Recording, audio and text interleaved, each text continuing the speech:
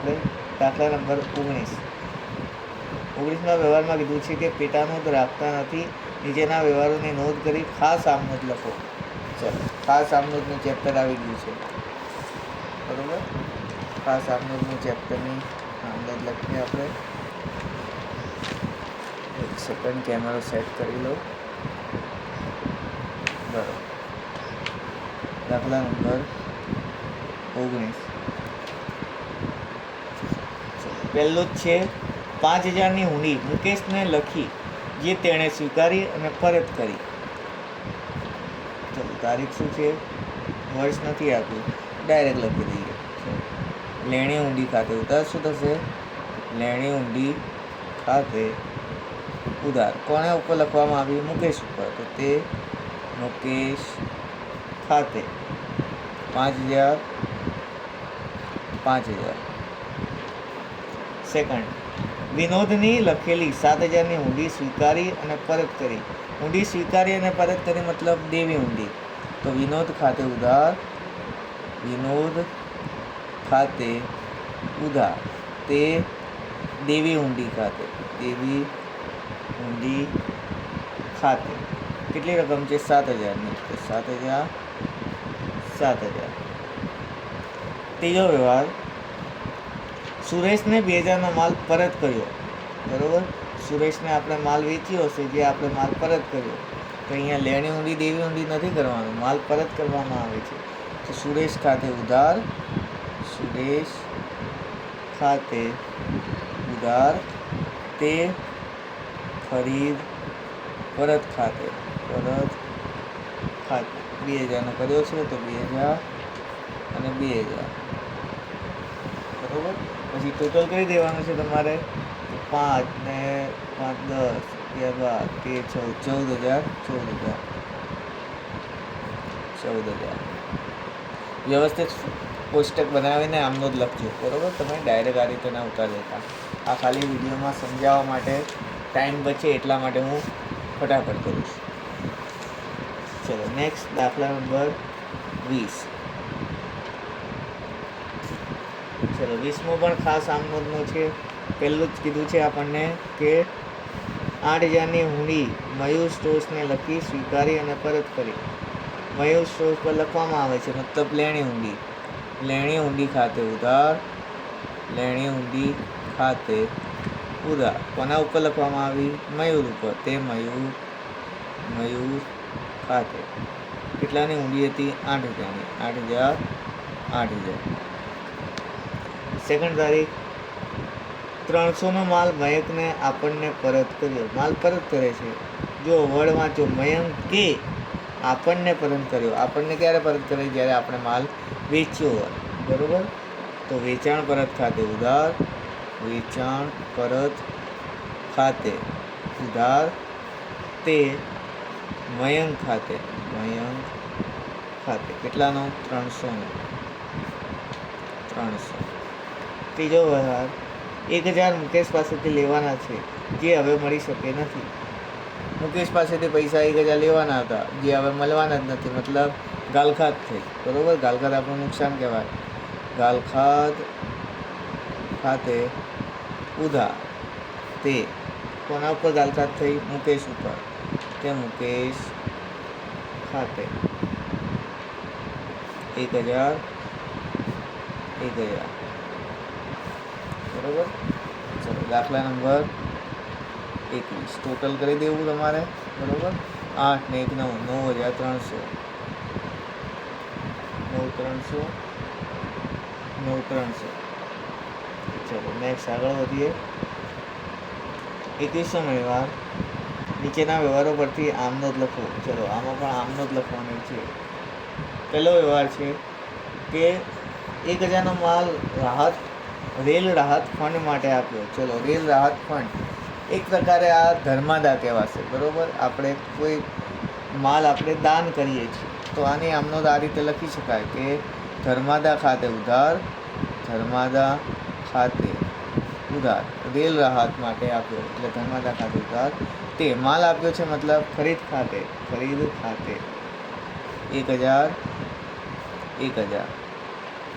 હા, તમારે દરેક કામનોંધમાં બાબતચીય ફરજિયાત લખવાની છે, બરાબર. બાબતચીય ભૂલતા નહીં.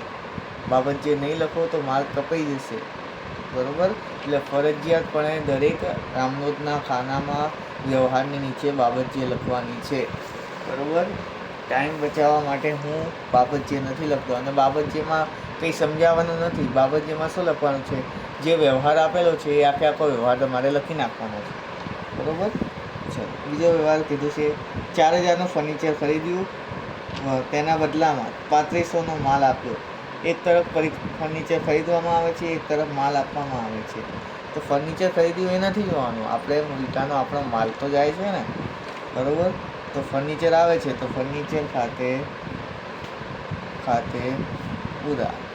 આપણે ભલે ગમે એટલાનું ફર્નિચર ખરીદ્યું, પણ માલ કેટલાનો જાય છે? આપણે 3500નો. તો તે ખરીદ ખાતે રકમ આવશે 3500, બરાબર. 3500. ત્રીજું, 4000નો માલ અંગત વપરાશ માટે લઈ જાઓ, મતલબ ઉપાડ ખાતે ઉધાર, તે રોકડ ખાતે 400 રૂપિયા, બરાબર. ટોટલ શું થશે? 3 ને 4, 4 ને 4900, 4900. વ્યવસ્થિત કોષ્ટક બનાવીને તમારે ટોટલ કરવાનું છે, બરાબર. ચલો, નેક્સ્ટ આગળ વધીએ આપણે. દાખલા નંબર 22. આમાં આપણને કીધું છે કે ખાતાનું વર્ગીકરણ કરો. શું કીધું છે? ખાતાનું વર્ગીકરણ મતલબ કયું ખાતું કયા ખાતામાં આવશે. પહેલાં તો આપણને ખાતા ખબર હોવા જોઈએ કે કેટલા ખાતા છે, બરાબર. તો એક છે વ્યક્તિ ખાતું. કયું ખાતું? વ્યક્તિ ખાતું. બીજું છે માલ મિલકત ખાતું. અને ત્રીજું છે ઉપજ ખર્ચ ખાતું. આ 3 ખાતામાં આપણે વર્ગીકરણ કરવાનું છે. આ રીતે પણ તમે લખી શકો. વ્યક્તિ ખાતું બધું લખી નાખો, માલ મિલકત અને ઉપજ ખર્ચ, અને જે પ્રમાણે આલ્યું છે એ પ્રમાણે. ચલો, એ પ્રમાણે તમને બતાવી દઉં એટલે તમે કન્ફ્યુઝ ના થાઓ. પહેલું છે MJ કોમર્સ કોલેજનું ખાતું. MJ કોમર્સ કોલેજ મતલબ સંસ્થા થઈ. સંસ્થા ક્યાં આવે? વ્યક્તિ ખાતામાં, બરાબર. ક્યાં આવે? વ્યક્તિ ખાતામાં. નેક્સ્ટ છે સેકન્ડ, વેચાણ ખાતું. વેચાણ ખાતું શું કહેવાય? આપણી માલ મિલકત કહેવાય. તો માલ મિલકત ખાતું હું શોર્ટમાં લખું છું, બરાબર. મામી મતલબ માલ મિલકત ખાતું, અને ઉપજ ખર્ચ આ રીતે શોર્ટમાં લખીશ, બરાબર. ચાલો, ત્રીજું છે જાવક માલ ગાળા ભાડું. ડાયરેક્ટ આન્સર હવે હું લખું છું. તમારી પાસે અસાઇનમેન્ટ તો હશે, બરાબર. એમાં ક્વેશ્ચન આપેલો જ હશે. જાવક માલ ગાળા ભાડું એ ક્યાં આવશે? ઉપજ ખર્ચ ખાતામાં, બરાબર. ઉપજ ખર્ચ ખાતું. ચોથું છે રમીલા બહેનનું ખાતું. તો રમીલા બહેન વ્યક્તિ ખાતું કહેવાય, બરાબર. વ્યક્તિ ખાતું. પાંચમું છે ચૂકવવાનો બાકી પગારનું ખાતું. ચૂકવવાનો બાકી પગાર છે, ચૂકવી દીધો નથી, બરાબર. યાદ રાખજો, તે વ્યક્તિ ખાતું આવશે.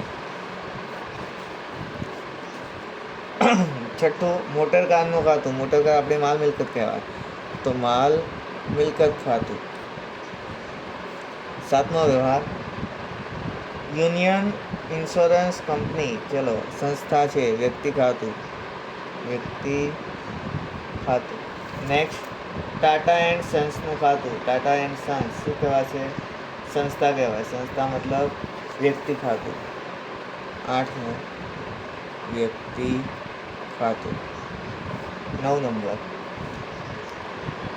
નંબર ચૂકવવાના વીમા પ્રીમિયમ. ઉપજ ખર્ચ ખાતું. 10 નંબર ગોપાલ ફરસાણ માર્ટનું ખાતું. ગોપાલ ફરસાણ માર્ટ દુકાન કહેવાય, તો વ્યક્તિ ખાતું.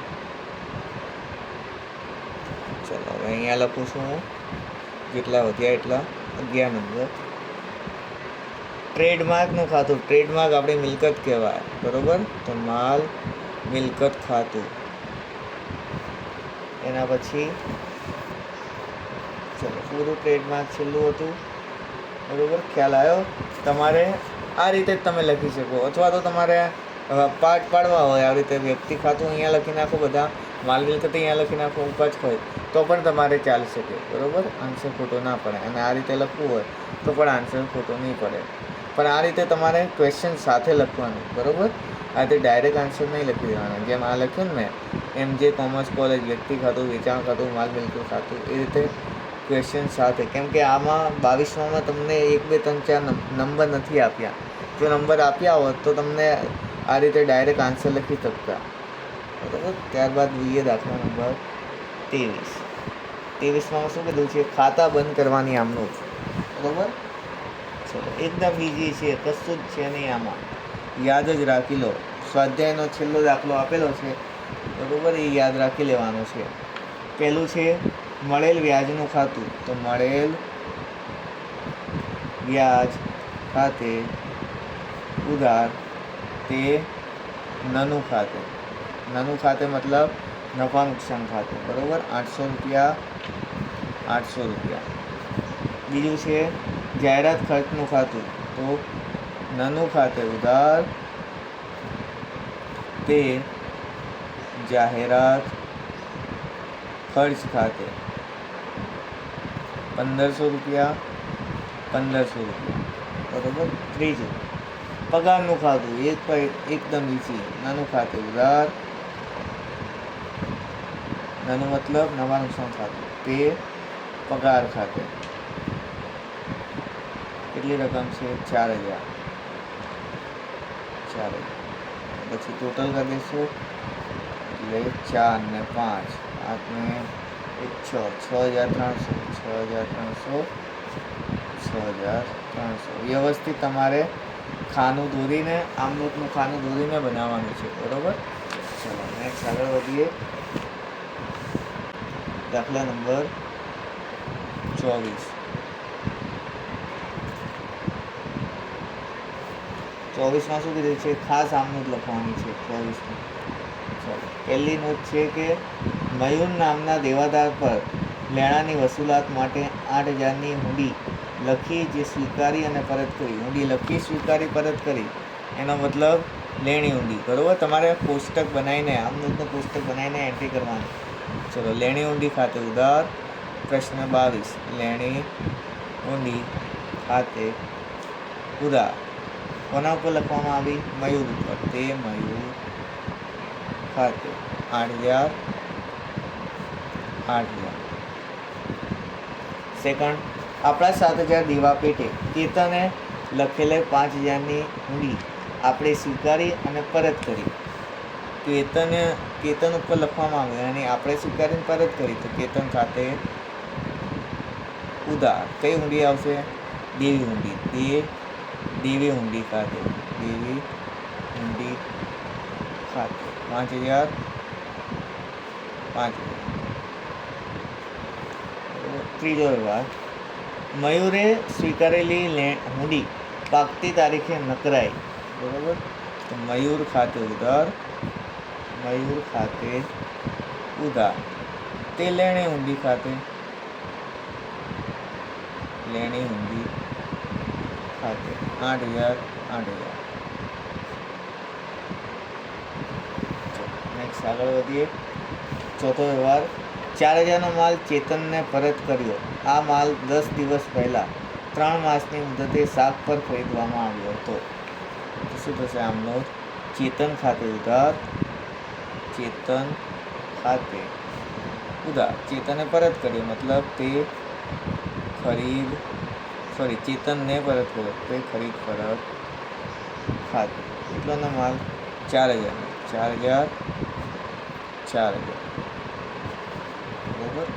પાંચમો વ્યવહાર, પ્રણવે 2000નો માલ પરત કર્યો, જે આપણે 2 માસની મુદતે શાક પર વેચ્યો હતો. આપણે માલ વેચ્યો હતો, જે પ્રણવે પરત કર્યો. વેચેલો માલ પરત આવે મતલબ વેચાણ પરત. તો વેચાણ પરત ખાતે ઉધાર, વેચાણ પરત ખાતે ઉધાર તે કોણે પરત કર્યો? પ્રણવે. પ્રણવ ખાતે. બરાબર. કેટલો હશે? 2000. 2002. ટોટલ કરી દઈશું 8 ને 5 ને 8 16 9. લગભગ 27,000 જેવું આવશે. બરાબર. તો બી એકવાર ચેક કરી લેજો. 27,000 જેવું ટોટલ આવે છે. ચેક કરી લેજો તો બી એકવાર. કુલ સરવાળો વ્યવસ્થિત ફોર્મેટ બનાવીને તમારે જવાબ લખવાનો છે. બરાબર. ચલો નેક્સ્ટ જોઈએ 25મો દાખલો. દાખલા નંબર 25.